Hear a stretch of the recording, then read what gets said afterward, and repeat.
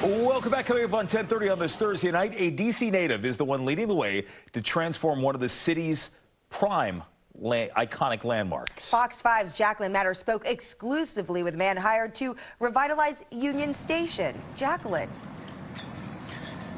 Well, Jim, Angie, Matt Berry is a longtime developer here in the district. Most recently, he's been tasked with breathing some new life into the nation's station. The man who transformed one of the largest shopping malls in the DMV, Tyson's Corner, is now the new general manager of Union Station. This was my metro stop growing up. I got right off here and went into Gonzaga High School. So it's so good to be back at this iconic asset and now leading the ship. Matt Berry says a number of tenants have closed at Union Station in recent years, mostly due to the COVID-19 pandemic and a decline in retail shopping. But as people return to the office and tourism is ramping back up in D.C., he says more and more people are coming in and out of the major transit hub. Our traffic pattern over the last 6 months has been up 180% to prior year from 2021. So we're only hoping to see more of that traffic increase and get back to pre-pandemic levels. And you can see it every day.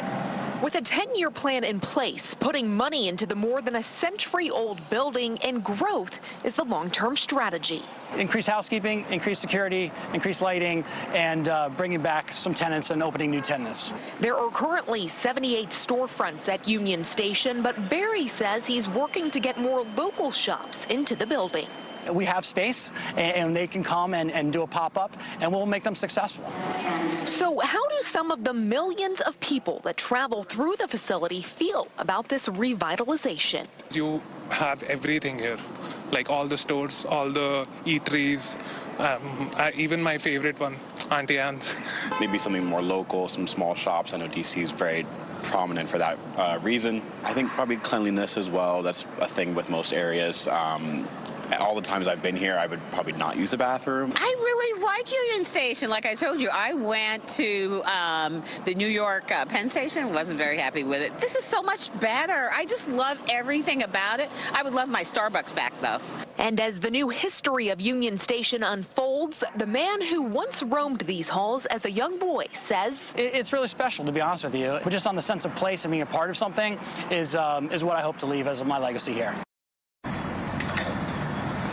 Now, Berry says with their plans in full swing, they expect more foot traffic in the new year, and they'll be also renting out event space. He says if there is a store you want to see here, let them know. They take that information directly to these businesses, showing them the demand from you at home, and then use that to hopefully get them in the doors here at Union Station. Back to you, Jim and